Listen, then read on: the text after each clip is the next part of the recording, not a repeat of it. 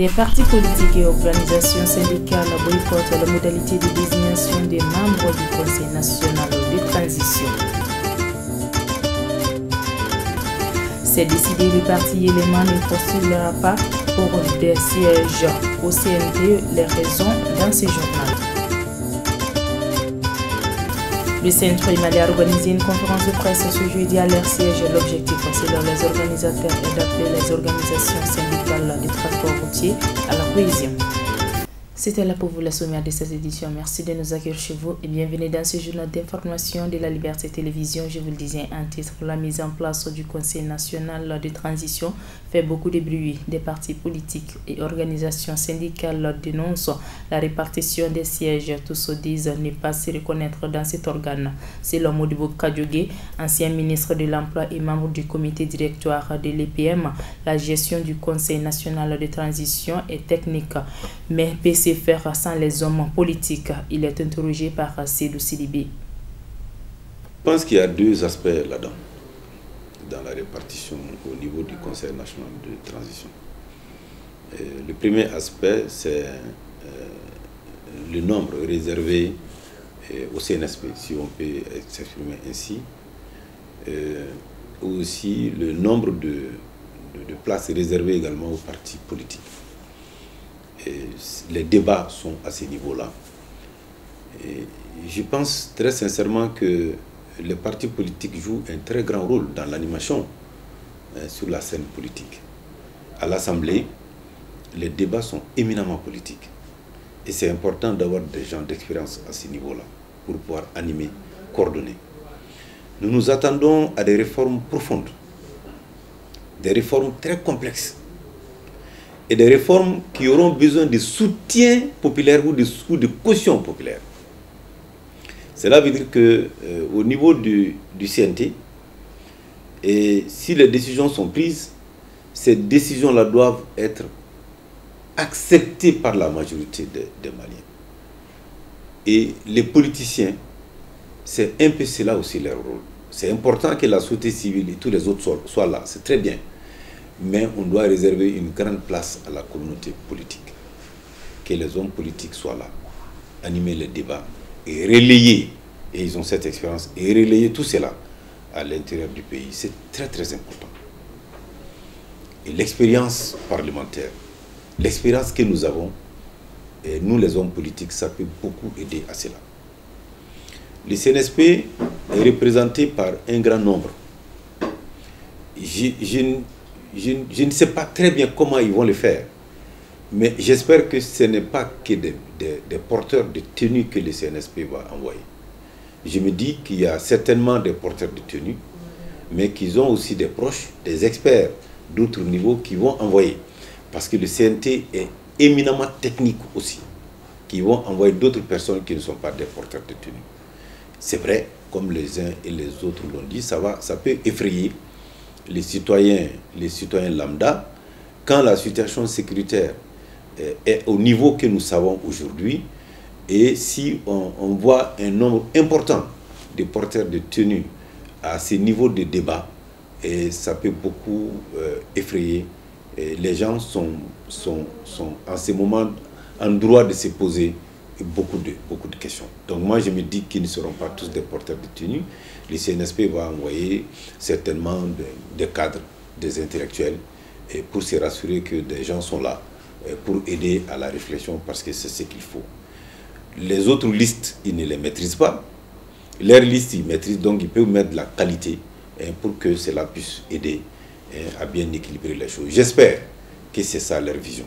Si ce n'est pas leur vision, je pense que ce n'est pas un bon schéma. Le F5 RFP avait demandé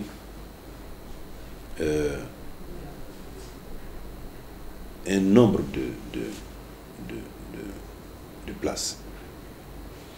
Et je crois que c'était le tiers qui avait été demandé, avec la présidence du CNT. Et quand vous prenez 121, vous partez du tiers et vous voyez ce qui a été réservé au M5 RFP, avec la composition que vous avez au niveau du M5 RFP, et on comprend qu'il n'y a pas eu de concertation. Je pense que le M5 RFP a porté le changement. Le M5 s'est beaucoup battu pour le changement. Et la transition doit venir pour donner forme à ces changements. Et si on veut donner forme à ces changements, c'est important que les partenaires naturels du CNSP et de la transition soient les M5 RFP pour que le changement puisse avoir lieu. Donc, moi, je pense sincèrement que le nombre qui a été réservé au M5 officiellement n'est pas un nombre suffisant pour que les M5 puissent peser et aller dans le sens du changement. Monsieur Kadiobi, selon vous, est-ce que ce gouvernement de transition pourra donner satisfaction? Il est un peu trop tôt de pouvoir évaluer le gouvernement de transition. Ils sont là il n'y a pas très très longtemps. Il faut leur donner le temps de rentrer dans les dossiers, de commencer à comprendre les dossiers, à s'organiser. Ils sont déjà, je ne dirais pas perturbés, mais il y a déjà beaucoup de pression sur le gouvernement, et notamment les revendications catégorielles, les revendications sociales. Et tout cela doit être analysé à leur niveau pour qu'on trouve une solution très rapide. Nous l'avons dit à PM Maliko, on a dit que la transition doit travailler à mettre en place une trêve sociale. C'est très difficile de travailler sereinement avec toutes ces revendications qui se feront. Et c'est un début et ça va continuer. C'est important qu'il y ait une trêve sociale et que le gouvernement puisse se concentrer sur les dossiers et travailler. Et je pense qu'on doit leur donner le temps pour pouvoir apprécier et après. Négocier une trêve sociale, la feuille de route est là. Et négocier également avec la classe politique pour qu'on ait une CNT consensuelle, aller à des réformes. Et je pense que c'est dans 3 mois ou 4 mois qu'on pourra dire à peu près qu'est-ce qui se passe par rapport au gouvernement. Mais à cette étape, je pense que c'est un peu trop tôt. Le parti élément de l'ancien Premier ministre Moussa Mara dit prendre acte de la clé de répartition des modalités de désignation des membres du CNT. Il précise qu'il a décidé à l'issue d'une réunion extraordinaire de ne pas postuler pour des sièges du Conseil national de transition. Toutes ces informations ont été données par Amidou Doumbia, secrétaire à la communication adjoint du comité exécutif central du parti ILMA, au cours d'une interview qu'il a accordée à notre équipe de reportage. Les au micro de Kadiatou Guindou. C'est la suite logique d'une position que nous avons adoptée, qui est de dire que nous, on peut servir notre pays sans pour autant être membre des organes de la transition. C'est pourquoi au moment de la mise en place du gouvernement, nous avons dit qu'on doit avoir un gouvernement qui ne serait pas trop politique, parce qu'aujourd'hui nous sommes dans une phase transitoire et c'est les partis politiques qui vont concourir pour avoir le pouvoir. Donc on a dit d'attendre l'organisation des élections pour pouvoir venir avec un programme, et quand vous allez gagner en ce moment, les politiques allaient continuer à gouverner. Maintenant, le CNT dans sa forme actuelle, la manière dont ça a été présenté, c'est comme si on demandait aux partis politiques de postuler. C'est comme un avis à manifestation d'intérêt. Et nous, au niveau du parti, nous avons toujours dit que nous ne sommes pas demandeurs de postes. Si on nous sollicite officiellement, on peut accepter parce que le pays a jugé nécessaire qu'ils ont besoin de tel talent du parti élément. En ce moment, on peut accepter. Mais cette fois-ci, c'est comme si on nous demande, venez postuler. Nous ne sommes pas un parti de ce genre. Nous estimons que nous pouvons faire beaucoup d'actions, nous pouvons poser beaucoup d'actions durant cette transition qui peuvent être utiles à la nation sans pour autant être membre du Conseil national de la transition. Nous continuons à faire nos projets pour aider les Maliens. Nous continuons à veiller aussi sur la transition parce que nous pensons que forcément, ce n'est pas parce qu'on est du Conseil national de la transition qu'on ne peut pas critiquer l'action du gouvernement. On peut critiquer ce qui n'est pas bon. On peut apprécier ce qui est bon, bien étant en dehors du Conseil national de la transition. Donc aujourd'hui, le parti a décidé de ne pas postuler tout simplement pour ces raisons-là, et nous allons continuer très sereinement à aider, à assister notre pays, parce que notre seule démarche, notre unique démarche, c'est pour le Mali, uniquement pour le Mali. Partout où on peut le faire, que ce soit dans le CNT ou pas dans le CNT, dans le gouvernement ou pas dans le gouvernement, nous agirons uniquement pour le bien-être de nos compatriotes. Donc cette décision est mûrement réfléchie et elle est cohérente en fonction de ce que nous avons dit par le passé depuis le début de la transition. On est au début. Ils doivent travailler et ils ne doivent avoir comme seul objectif que de servir. S'ils sont animés par cet état d'esprit de servir les Maliens, de faire en sorte de soulager leur peine, je pense qu'ils pourront réussir. Et s'ils parviennent à tirer les leçons du passé, de ce qui a fait que les autres pouvoirs ont échoué, et ce qui a fait que le régime passé a échoué, je pense qu'ils pourront s'en sortir. Mais s'ils continuent avec les mêmes pratiques qui nous ont conduits là, je pense que ça va être assez problématique. Mais ce qui est assez fondamental, il faudrait que les acteurs de la transition, le gouvernement, le Conseil national de la transition, travaillent à restaurer cette confiance qui a été brisée entre les gouvernants et les gouvernés. Et cette confiance ne peut pas être restaurée tant que les acteurs de la transition, gouvernement, CNT compris, ne s'arment pas de vertu. Parce que c'est seulement la vertu qui peut permettre au peuple de retrouver un peu confiance. Donc la réussite de la transition dépendra des actions quotidiennes que les acteurs de la transition feront pour rassurer les Maliens, pour montrer qu'on est en train de prendre une nouvelle trajectoire différente de la trajectoire dans laquelle on était. Donc aujourd'hui, ils doivent être animés par une volonté de servir, par une volonté de rupture. Et quand ils parviendront à faire ça à travers l'exemplarité, je pense qu'ils vont réussir. Mais s'ils ne parviennent pas à faire ça, ça sera triste pour le Mali, mais ça va être un échec et nous ne le souhaitons pas. Nous souhaitons tous que la transition puisse être apaisée, que la transition puisse réussir pour qu'on puisse avoir un état normal dans quelques mois. Bon, pour moi personnellement, ça devait être le premier travail du gouvernement de la transition. Dès les premières semaines, ils auraient dû organiser une conférence sociale. Une conférence sociale en appelant tous les syndicats, en les écoutant, en comprenant un peu leurs doléances et en faisant en sorte qu'il y ait un contrat entre les acteurs de la transition et les syndicats. Soit pour avoir une trêve pendant la transition, soit pour voir comment est-ce qu'ils pouvaient agir un peu pour soulager cette doléance-là. Parce que depuis le temps d'IBK, on parle de conférence sociale, je pense que les thèmes de référence avaient été même établis. Donc je pense que le plus important aujourd'hui, c'est le dialogue. C'est le dialogue. Malheureusement, le début, ils ne l'ont pas fait. Les uns et les autres ont déposé les préavis de grève, mais je pense qu'encore, ils peuvent organiser cette conférence sociale, ils peuvent faire appel aux syndicats, discuter et montrer un peu le bien fondé de leur mission. Parce qu'aujourd'hui, peut-être qu'ils n'ont pas compris les missions de la transition. Si les acteurs de la transition expliquent eux-mêmes leur mission, nous pouvons faire ça, nous ne pouvons pas faire ça, mais ça, on peut le noter et on le met pour un président qui sera normalement élu. Mais tout va dépendre du dialogue qu'ils vont entamer entre eux. C'est important de dialoguer, c'est important de se mettre d'accord parce qu'aujourd'hui le pays traverse un moment très difficile et les uns et les autres doivent faire des efforts et au niveau du gouvernement et au niveau des syndicats pour qu'ensemble on puisse se donner la main et sortir notre pays de cette crise-là et qu'on puisse entamer véritablement le chemin de la prospérité et du bonheur du peuple malien. Le mot de la fin, c'est d'appeler tous les acteurs politiques, tous les Maliens au sursaut, de dire que personne ne viendra construire ce pays à notre place, de dire à nos compatriotes de rester sereins, de se préparer qu'on aura bientôt des élections présidentielles et qu'ils choisissent les meilleurs candidats, qu'on soit plus animés par la volonté d'aider notre pays, par le patriotisme, que par la volonté de conquête d'un quelconque poste ou d'un quelconque privilège. Pour nous, le plus important, ça doit rester le Mali.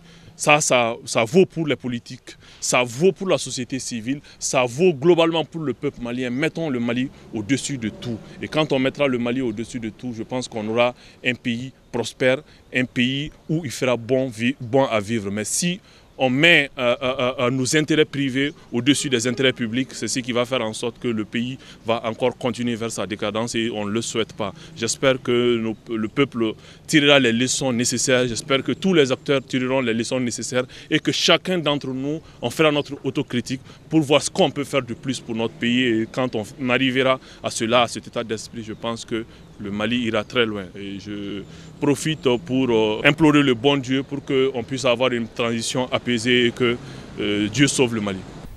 Le syndicat des transporteurs routiers urbains, interurbains et internationaux du Mali a animé une conférence de presse par rapport à l'unité des organisations syndicales de transport routier. Une déclaration a été faite en ce sens par El Hadji Adama Koulibaly, président du bureau national Saint-Louis.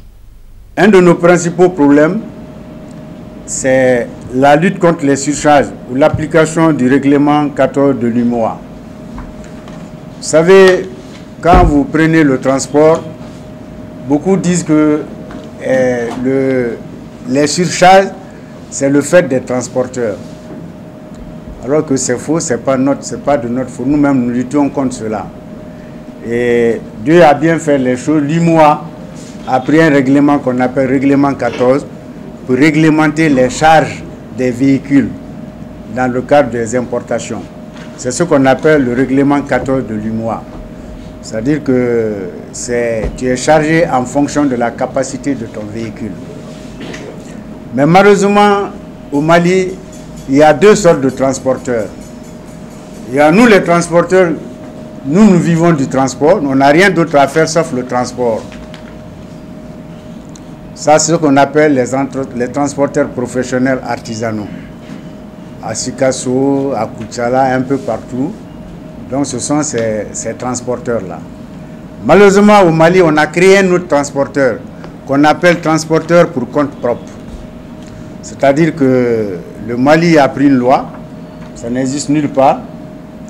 C'est seulement au Mali où moi, par exemple, je suis un grand commerçant, j'importe du riz et on me permet d'avoir un parc automobile pour transporter mon fret.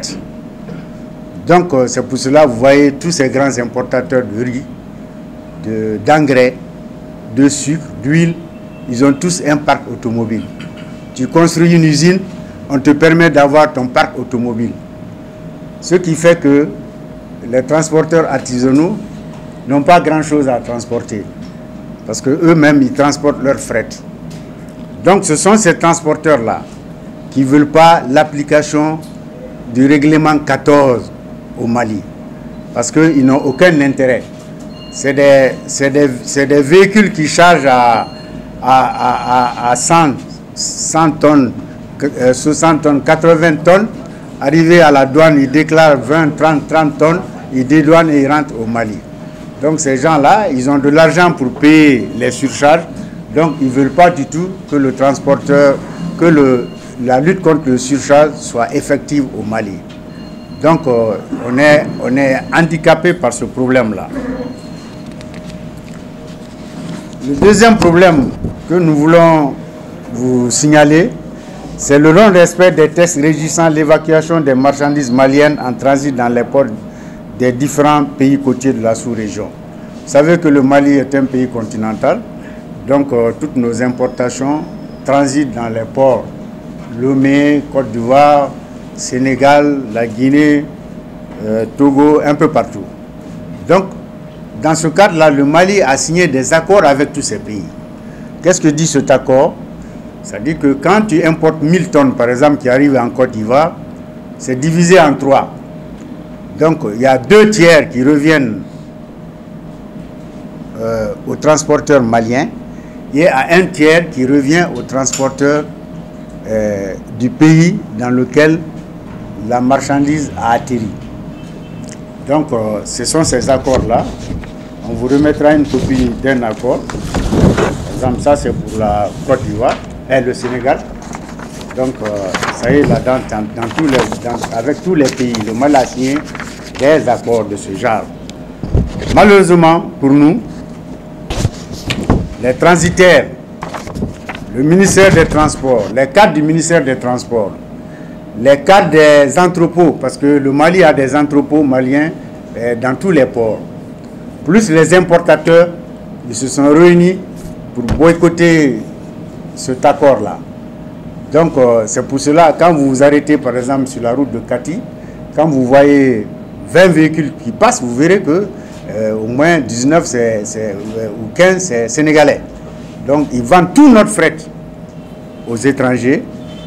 Et le transporteur malien, quand tu prends le coton, tu te rends en Côte d'Ivoire. tu peux faire 1 mois, 2 mois garé parce que tu n'as rien pour le retour. Parce qu'ils vendent tout notre fret aux transporteurs étrangers. Maintenant, le Sénégal, avant qui n'avait même pas de parc automobile, aujourd'hui le Sénégal, son parc automobile est moderne par rapport au parc malien. Et tout ce fret-là, ils l'ont organisé, ils l'ont eu sur notre fret. Vous partez sur la route de l'aéroport ou la MINUSMA, ils ont une base là-bas. Vous verrez garer les véhicules, vous ne trouverez aucun véhicule malien là-bas. Tout est sénégalais. Tout le fret là est transporté par les Sénégalais, aucun malien. Donc, ça c'est le fait des gars du ministère des Transports, les entrepôts, les transitaires et les importateurs. Parce qu'eux, ils ont déjà du travail, ils transportent leur fret. Donc le petit fret qui nous reste là, ils vendent ça aux étrangers. Et quand nous voulons prendre leur fret, on est obligé de payer 250 à 300 000 francs pour accéder à leur fret. Chaque camion doit leur payer 200 000, 300 000 pour accéder à leur fret.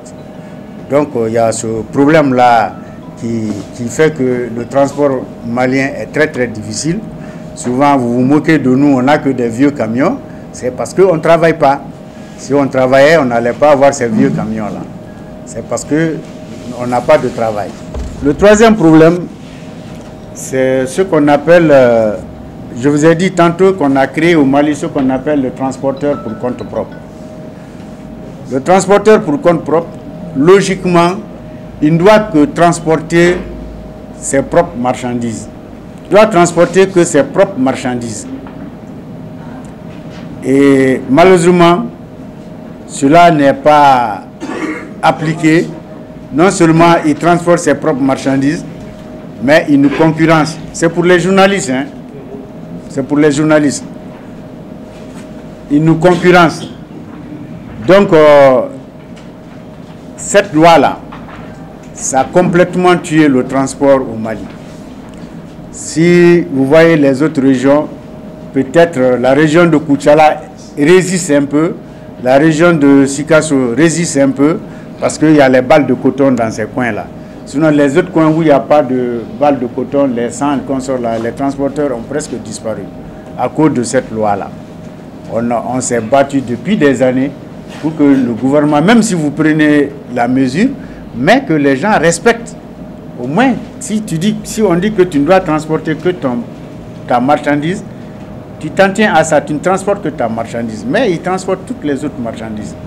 Donc c'est une concurrence qu'on joue aux transporteurs artisanaux et vraiment on est complètement à terre à cause de ça. Le quatrième problème, c'est le renouvellement de notre parc.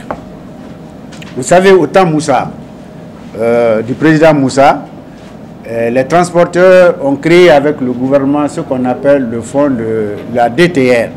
C'est-à-dire que quand un véhicule veut quitter ici, par exemple, pour aller à Gao, arriver au poste de contrôle, on te dit de payer une certaine somme. Par exemple, c'était 1300 francs. Tu payes 1300 francs, chaque véhicule. Ces 1300 francs, il y a 60% qui reviennent au gouvernement. Donc, il restait 40%. Les 40%, on a donné 25% aux transporteurs. Mais pour créer un fonds qui devait être destiné à les garantir dans les banques pour acquérir des véhicules.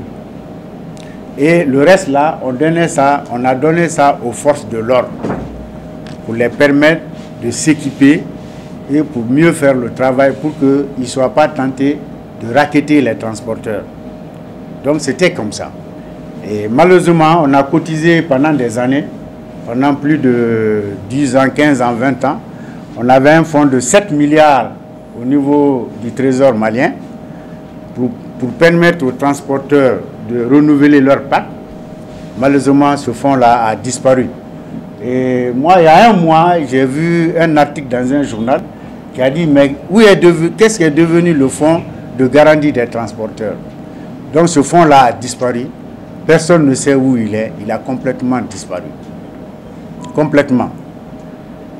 Et on a tout fait, on n'a pas pu mettre la main là-dessus.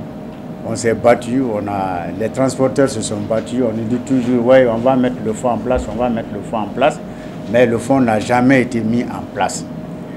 Et dans cette foulée, on a créé ce qu'on appelle le Conseil malien des transporteurs. Ce conseil-là avait dit, bon, je vais vendre des tickets pour vous permettre, pour créer le fonds. Malheureusement, eux aussi, ils ont vendu pendant des années des tickets. Ils n'ont jamais pu mettre le fonds en place. Ce fonds-là, eux aussi, ça a été dilapidé entre eux et les dirigeants et les ministères et les cadres des ministères des Transports. Ce fonds-là aussi a été dilapidé. Donc, nous, on est vraiment dans l'impasse. On ne sait plus comment renouveler notre parc. Donc, devant toutes ces difficultés, c'est la lutte contre les tracasseries des forces de l'ordre. Ça aussi, c'est très important. Vous verrez tous au Mali ici, on est tous à Bamako ici. Vous voyez à longueur de journée comment les sous-traitants sont harcelés par les policiers, comment les taximans sont harcelés par les policiers. Et pour ceux qui vont à Dakar, pour aller à Dakar actuellement ou aller à Abidjan, un aller-retour, tu es obligé de donner 250 000 francs ou 300 000 francs à ton chauffeur pour qu'il puisse franchir tous ces barrages-là. Bon, tu es obligé de donner 250 à 300 000 francs CFA. Actuellement, pour quitter ici, pour aller à Gao, tu es obligé, malgré que tu as tous les papiers, tu es obligé de donner 50 000 francs à ton chauffeur, sinon il va pas y arriver. Donc, on est vraiment buté à ce problème. On a tout fait, tout le monde voit, on crie qu'il y a la corruption, mais ça c'est une forme de corruption. Mais nous on est étonnés que les Maliens n'en parlent pas. Ça, tout le monde voit combien de fois les Dournis sont harcelés par les policiers, les taximans, tous les barrages de sécurité qu'on installe. Parce qu'on a lutté contre ces barrages-là. Bon, on va installer des barrages de sécurité, mais chaque fois qu'on installe les barrages de sécurité, ces barrages-là deviennent vraiment des coins de raquettes. Ils s'en fichent, même si tu transportes des armes, il suffit que tu tends un billet de 1000 francs, 2000 ou 3000, tu passes. Ou bien quand tu viens, les passagers, quand ils viennent au poste de contrôle, on vous fait descendre, on vous aligne, et on vous demande chacun 3000. Donc, si vous ne payez pas, vous allez passer la journée là-bas. Donc, c'est comme ça. On a tout fait. Vraiment, on aimerait que la presse enquête sur ces choses-là pour les dénoncer. Parce que c'est une forme de corruption. Bon, on accuse les gros fonctionnaires, mais ça aussi, c'est une forme de corruption. Parce que quelqu'un qui ramasse chaque jour 30 000 francs, 50 000 francs par jour, vous voyez ce que ça fait. Nous, on a calculé au niveau de Kouré-Malé, les policiers qui sont là-bas, ils n'ont pas moins de 300 000 francs par jour. Vous voyez ce que ça fait. Parce que tous les passagers qui viennent, on les arrête, on les met en rang. Bon, 3000, tu payes. Nous-mêmes, on a fait des descentes là-bas. Mais tous les jours, tu ne peux pas être là-bas. Des fois, on organise des équipes, on descend. On s'arrête là-bas, quand ils veulent ils demandent aux passagers, on s'oppose, on dit non, demandez-leur leur carte d'identité. Celui qui a la carte d'identité, vous le laissez passer. Celui qui n'a pas la carte d'identité, la loi malienne dit que tu dois payer 1000 francs. Et vous lui donnez un papier comme quoi il a payé les 1000 francs. Et toute la journée, sur tout le long du parcours, il doit montrer ce papier-là, donc il ne doit plus être embêté. Bon, mais tous les jours, on ne peut pas y aller. Tous les jours, on ne peut pas y aller. Vraiment, nous, le ministère de Transport ne fait rien pour ça. On a eu un ministère c'était Yaya Sangaré. Voilà, lui, on l'a sensibilisé autour de ce problème. Vraiment, lui, il a fait des déplacements avec nous dans les frontières pour aller lui-même s'arrêter et constater. Au moins, il y a eu un peu d'accalmie, mais lui, il n'a pas duré, on l'a fait sauter, ils ont mis un autre. Donc, celui qui est venu, il n'a pas fait de cela son problème. Donc, devant toutes ces difficultés-là, le monde du transport était complètement perdu. On ne savait plus où mettre la tête. On a crié, mais il n'y a rien, on n'a pas de répondant. Personne ne nous répond. Maintenant, les régionaux, toutes les régions, à part Bamako, toutes les régions du Mali se sont retrouvées à Koutchala en 2016. Ils ont dit, bon, écoutez, vraiment, si on continue comme ça, les commerçants qui ont des parcs automobiles là, ils vont nous effacer un jour, on ne va plus exister. Donc, donnons-nous la main. Nous-mêmes, on va cotiser. On va cotiser. On va venir à Bamako. On va venir les voir. On va s'asseoir. On va créer un organisme représentatif au nom de tous les transporteurs. Et on va se battre point par point pour faire aboutir nos doléances. Donc, ils ont fait cette réunion à Koutchala. Ils sont venus à Bamako. On a fait une réunion au centre islamique. Tout le monde était là. Et on leur a dit c'est une bonne initiative. Donc, on va mettre une commission en place pour élaborer les tests et voir comment organiser cette chose. Donc, on a mis cette commission en place. Nous qui étions le syndicat le plus représentatif, ils nous ont donné la présidence de la commission. Donc, on a désigné des membres pour qu'ils aillent en commission, pour qu'on travaille dans ce cadre-là, pour élaborer vraiment ce cadre-là et pour qu'on puisse avoir un organisme représentatif. Donc, on était dans cette organisation. Les gens de notre commission sont venus nous trouver un jour. Bon, vraiment, nous, quelqu'un nous a contactés. Il nous a donné 15 millions pour qu'il soit le président de cette organisation. Ah, nous, on leur a dit, mais pourquoi? Les régionaux sont venus avec de l'argent déjà. Ils sont venus avec plus de 3 millions. Pourquoi vous avez besoin de quelqu'un qui va donner 15 millions pour être à la tête? Mais on va être soumis à ce dictat. Mais s'il lui dit c'est bleu, on est obligé de dire c'est bleu. Et cette professeure-là, c'était M. Amadou Diagué. Amadou Diagué a fait beaucoup de mal au secteur du transport. Parce que on avait trouvé une unité. On voulait mettre quelque chose de consensuel en place parce que chez nous, il n'y a jamais eu de vote. Nous, on ne vote pas. On choisit les vieux transporteurs comme les plus âgés. Ils se réunissent, ils mettent un bureau en place et de consensus et on marche sur ça. Nous, par exemple, chez nous ici, on existe depuis 1991, il n'y a jamais eu de vote chez nous. C'est toujours les sages qui se réunissent, ils mettent un truc en place et on a donc bref, lui il est venu, M. Diagué est venu, il a mis l'argent sur la table, les membres de des commissions ont pris l'argent, ils ne s'entendaient plus avec les autres, il y a eu des problèmes. Il y a eu des problèmes et le travail ne marchait plus. Et nous-mêmes, on avait décidé de marcher un jour. On s'est regroupé au stade du 26 avec plus de 200 camions. On voulait descendre sur la ville.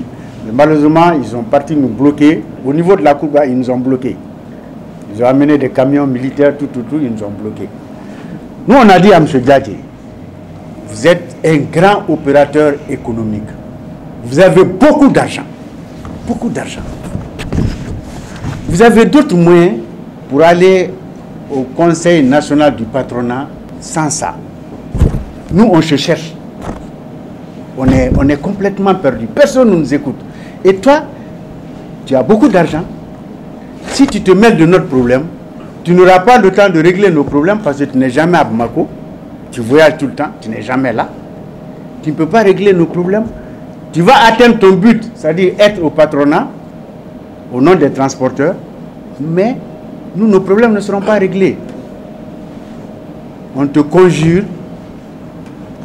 vraiment, retire-toi de ça. On n'a pas besoin de ton argent. Retire-toi et atteins ton objectif d'aller au CNP par une autre manière. Parce que les gens là, les régionaux là, vraiment, ils sont en train de disparaître. Et le transport, il faut voir l'aspect social. Un transporteur, tu as des apprentis, il y a des commerçants qui t'accompagnent. Il y a tout un tas de monde. Vous voyez la gare routière de Sogonikô, il y a des commerces, il y a tout le monde là-dedans. Donc le transport, c'est un truc social. Si tu te mêles de ça, ça va créer des problèmes. Tu ne pourras pas régler leurs problèmes. Je dis, moi qui suis là, qui te parle, je ne suis pas candidat. Je ne veux même pas être candidat. Malgré qu'ils me proposent, mais je ne veux pas parce que je n'ai pas le temps de le faire. Laisse-les choisir quelqu'un dont ils ont confiance, qui a tout le temps, qui va s'occuper de ces affaires-là. Mais comme il avait son objectif, c'était d'aller au CNPM, il a forcé les choses, il a divisé les régionaux, il a divisé Bamako, et finalement, ça fait beaucoup de bruit. On a mis, malheureusement ce vieux-là, il a un coup de route, il n'est pas venu, un certain Cissé. On a choisi trois personnes avec Bitar pour aller négocier avec lui. Pour qu'il sursoit à la mise en place de ce bureau-là, non consensuel. Ils ont négocié avec lui. On est convenu, bon, de sursoir à tout. On va donner un mois aux uns et aux autres. Les gens vont se déplacer, aller dans les régions, recoller les morceaux pour qu'on s'entende.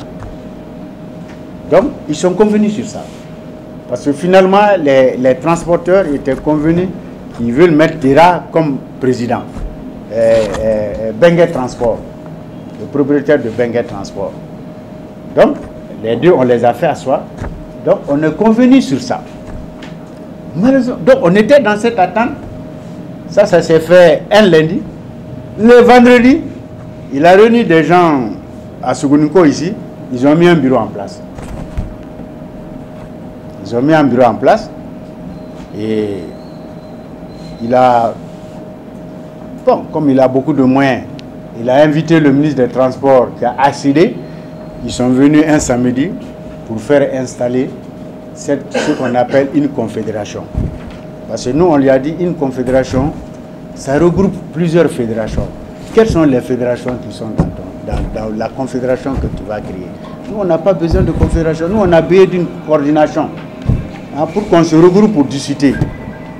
Mais si tu veux créer une confédération, normalement, en termes de confédération, il doit y avoir plusieurs syndicats là-dedans, plusieurs fédérations là-dedans. Bon, nous, on connaît les fédérations qui existent, c'est des coquilles vides, il n'y a personne là-dedans. Donc, bon, finalement, il a mis ce bureau-là en place. Et un samedi, nous, on était assis à la maison, on a entendu qu'ils veulent mettre le bureau de la confédération en place au CICB.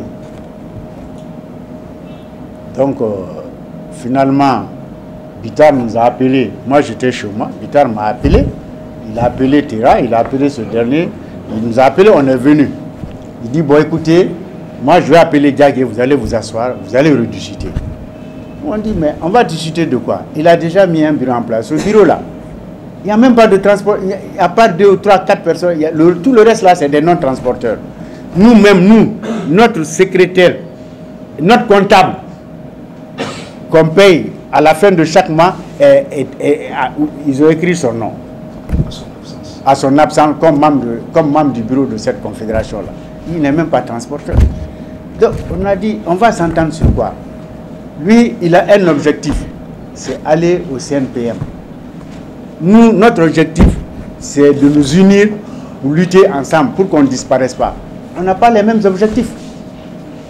Donc, mais Bitar nous a prié, on est venu quand même.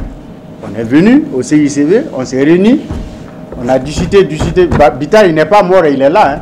On a discuté. Au moment où Bitar est en train de discuter, il entend dans les micros la proclamation de leur bureau dans la salle. Ah, lui-même, il dit, bon, vraiment, c'est pas la peine. Je m'excuse, je vous ai fait déplacer pour rien. Je m'excuse. Donc, il a mis cette confédération en place. Il est parti, lui, au CNPM, en tant que 3e vice-président. Et nous, on est resté dans la merde parce que ça nous a divisés. Les régionaux ne nous font plus confiance. Parce qu'ils se sont déplacés pour venir nous voir. Et à Bamako, ici, on a tout gâté. Donc ça crée une division entre nous. Jusqu'à la date où je vous parle, on n'arrive pas à se retrouver. Jusqu'à maintenant. C'est pour cela qu'on veut profiter de cette occasion pour leur dire qu'il y a nécessité qu'on se retrouve. Si on ne se retrouve pas, nous allons tous disparaître. Parce que les gars des transporteurs pour compte propre, maintenant, on a vu qu'ils sont partis faire des carrosseries de 20 mètres.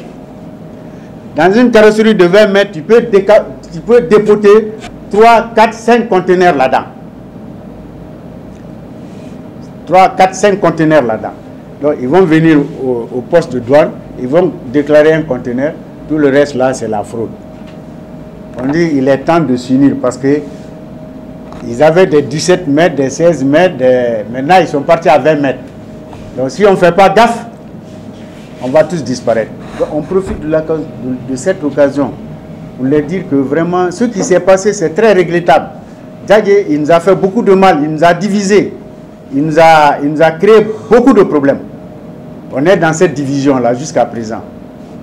Alors que lui, moi je sais que c'est un grand opérateur, c'est quelqu'un de très intelligent, il a de l'argent, il a bien réussi, il pouvait atteindre le CMPM sans nous.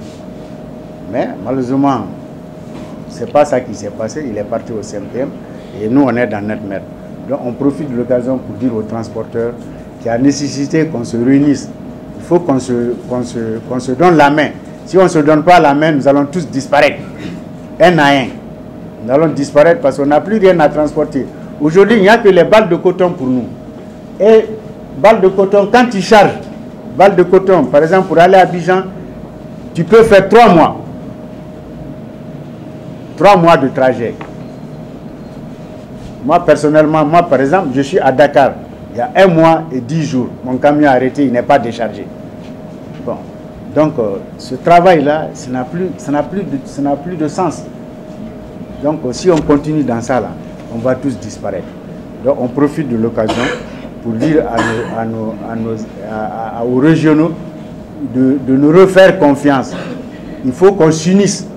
Et nous-mêmes, après cette conférence-là, moi, je vais descendre dans les régions pour aller faire des réunions avec eux, pour les sensibiliser davantage, pour la nécessité pour nous de nous retrouver, de nous rejoindre, pour qu'on mette en place un organisme qui puisse nous défendre.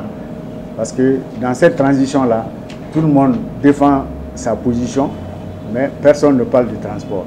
Donc on va disparaître. Donc vraiment c'est ce qu'on voulait dire. Et nous on voit que le même phénomène se présente actuellement au CNPM. Ils sont en bagarre. Bon, nous on n'est pas partisans parce qu'on ne vote pas.